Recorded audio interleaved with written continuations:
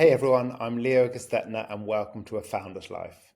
This is a quick recap of some of my favorite moments. I mean, otherwise, why would you even start an enterprise of any type?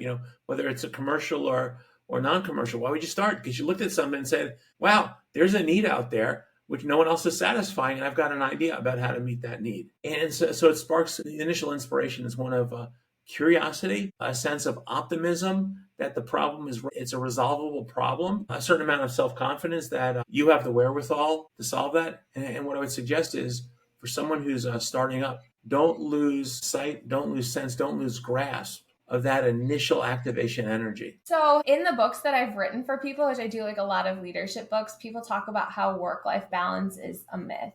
And I think that's a great point because it's never balanced. It's more of like an ebb and flow. And so I think having the flexibility to do that, where sometimes you're busier at work and you know that you need to put in more time towards something that's important. And then when you don't have that, being able to flex and take more time off and more vacations. And so I've been really working hard at not overextending myself and being at bandwidth for work, because that just makes it harder to find that like the time off to enjoy and recharge.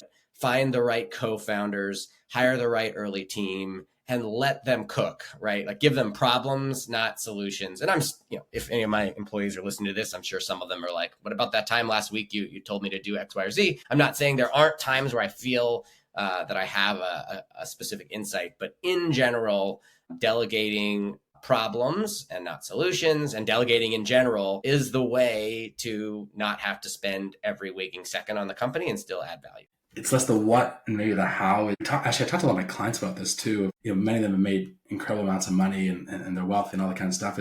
To me, I think the point of success, whether it's financial, whatever, ultimately, I don't want to buy a new thing. I want to control my calendar. And so to me, it starts with a balanced life is, do I have the opportunity to control my own calendar, or versions of it? Obviously we have full control, but do I have the opportunity, if I am in that zone, I'm making decisions that are about me and what's best for my family versus what someone else needs from me, right? And if I'm in that space in a good way, and obviously we have clients, we have to do things, all that, can I make decisions that start first with that? So to me, the balanced life is just the ability to make those kinds of decisions, the strength, and I'm not overstating things, but the strength, the confidence to say, I'm doing this for myself, or I'm doing this for my family, and I'm okay with that, and I'm okay with the implications, or if someone's upset at me, I don't care. I've worked with a lot of aspiring entrepreneurs during, our work with startups. I think be ready to be in it for the long haul. I think, quick wins, sometimes fleeting wins.